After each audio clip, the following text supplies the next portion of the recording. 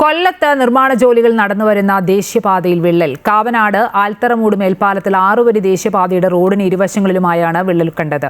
മേൽപ്പാലം വഴിയുള്ള ഗതാഗതം പൂർണ്ണമായും ആരംഭിച്ചിട്ടില്ലെങ്കിലും സർവീസ് റോഡ് വഴി നിരവധി വാഹനങ്ങൾ കടന്നു പോകുന്നതിനാൽ ജനങ്ങൾ ആശങ്കയിലാണ്. ദേശീയപാതയുടെ ഇരുവശങ്ങളിലും 100 മീറ്ററോളം നീളത്തിലാണ് വിള്ളൽ രൂപപ്പെട്ടത്. ടാറിംഗ് ജോലികൾ പൂർത്തിയായ റോഡ് വിണ്ടുകീറിയ നിലയിലാണ്. നാട്ടുകാരുടെ പരാതിയെ തുടർന്ന് റോഡ് നിർമ്മാണം നടത്തുന്ന ശിവാലയ കൺസ്ട്രക്ഷൻസ് വിള്ളൽ കണ്ട സ്ഥലങ്ങളിൽ ടാർ ഒഴിച്ച് ഇത് മറയ്ക്കാൻ ശ്രമിച്ചു. എന്നാൽ മേൽപ്പാലത്തിൽ വിള്ളൽ കണ്ടതോടെ യാത്രക്കാരും ജനങ്ങളും ആശങ്കയിലാണ്. വിള്ളൽ കാണപ്പെട്ട മേൽപ്പാലത്തിന് ഇരുവശങ്ങളിലുമായി സർവീസ് റോഡുകൾ ഉള്ളതിനാൽ ഇതുവഴി നിരവധി വാഹനങ്ങളാണ് കടന്നുപോകുന്നത്. മാസങ്ങൾക്ക് മുൻപാണ് കൊട്ടിയം മൈലക്കാട് ദേശീയപാതയിലും നിർമ്മാണത്തിലിരുന്ന റോഡിൽ വിള്ളൽ രൂപപ്പെട്ട് റോഡ് തകർന്ന വലിയ അപകടമുണ്ടായത്.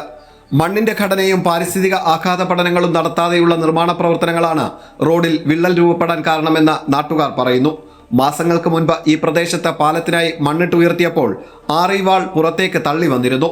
ഈ 2 ദിവസത്തെ മഴയ്ക്കായിട്ട് ഏകദേശം 100 മീറ്ററോളമാണ് വിള്ളൽ സംഭവിച്ചേക്കുന്നത്.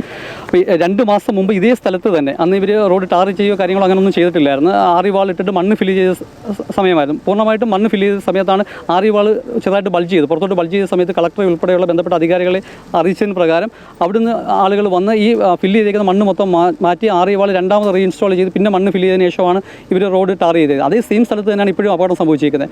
നമ്മൾ അടിയന്തരമായിട്ട് ബന്ധപ്പെട്ട അധികാരികൾ ഇതിൽ ഇടപെട്ടില്ല എന്നുള്ള വിഷയം എന്ന് വെച്ച് കഴിഞ്ഞാൽ മഴ ഉൾപ്പെടെ ശക്തമായ മഴ പെയ്തു കഴിഞ്ഞാൽ വെള്ളമെല്ലാം ഈ വിള്ളലിൽ കൂടി അകത്തോട്ട് ഇറങ്ങി കഴിഞ്ഞാൽ ആറിവള്ളിലോട്ട് നല്ല രീതിയിൽ പ്രസ് ചെയ്ത് കഴിഞ്ഞാൽ മൈലക്കാടൊക്കെ സംഭവിച്ചാൽ ഒരു വലിയൊരു ദുരന്തത്തിലോട്ടായിരിക്കും നമ്മൾ പോകാൻ പോകുന്നത്.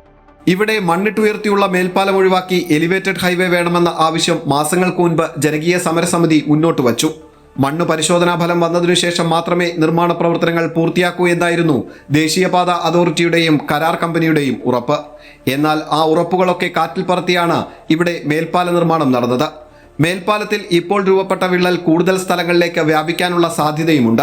മഴ ശക്തമാകുമ്പോൾ മേൽപ്പാല നിർമ്മാണത്തിന് ഉപയോഗിച്ച മണ്ണിരുത്തി മേൽപ്പാലം തകരുമോ എന്ന ആശങ്കയാണ് ജനങ്ങൾക്കുള്ളത്.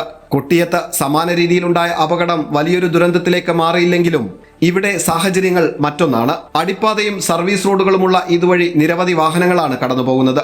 വലിയൊരു ദുരന്തത്തിലേക്ക് കാര്യങ്ങൾ കൊണ്ടെത്തിക്കാതെ അടിയന്തര പ്രശ്ന പരിഹാരമാണ് ഇവിടെ ആവശ്യം. അമൃത ന്യൂസ്, കൊല്ലം.